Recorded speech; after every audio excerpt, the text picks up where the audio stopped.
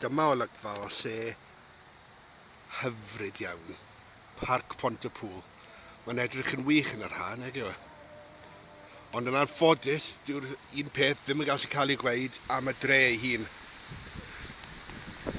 Mae'n dorcalonus i weld shwt mae'r dre wedi dirywio dros y blynyddoedd ers i fi fod yn plentyn. Dod yma i'w rygbi ar y cadraw fan'na. Mae'r dre jyst yn edrych yn wag, mae'n edrych fel post fel bron.